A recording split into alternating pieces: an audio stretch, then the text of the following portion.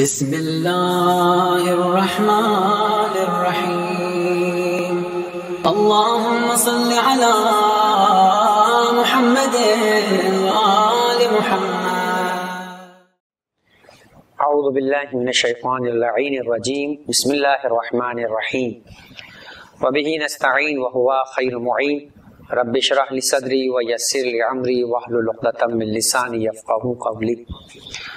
ماہ رمضان مبارک کے 21ویں دن کی دعا اور اس کا ترجمہ، اور اس کے بعد ایک مختصر سی تشریح۔ آج کے دن کی دعا بسم اللہ الرحمن الرحیم، اللہم اجعل لی فیہ الی مرضاتک دلیلا ولا تجعل للشیطان فیہ علی سبیلا واجعل الجنۃ منزلا ومقیلا یا قاضی حوائج الطالبین۔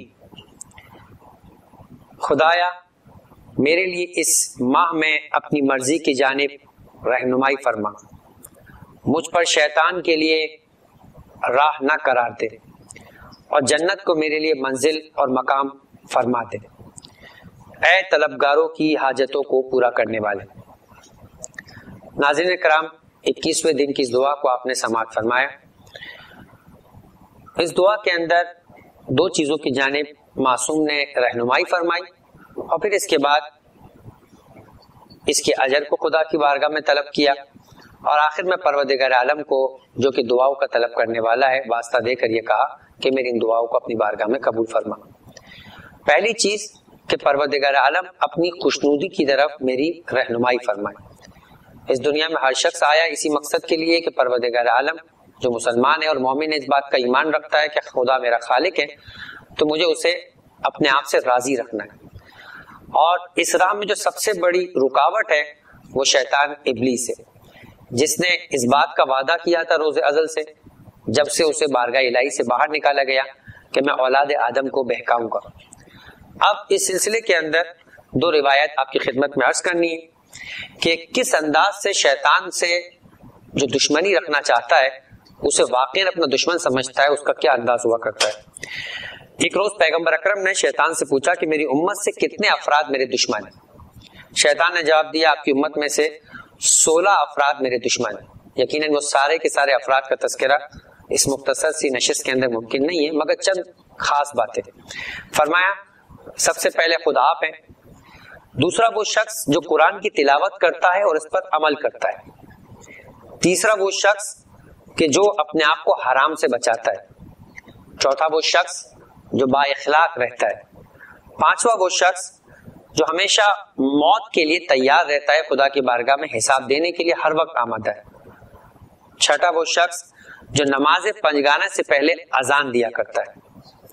یہ 6 افراد ان 16 افرادوں میں سے آپ کی خدمت میں عرض کیا، اور اس کے بعد ایک اور روایت آپ کی خدمت میں کہ جب پیغمبر نے ایک مقام پر شیطان کو ناراض دیکھا، سوال کیا کہ تم مجھ سے اور میری امت سے کیوں ناراض ہو؟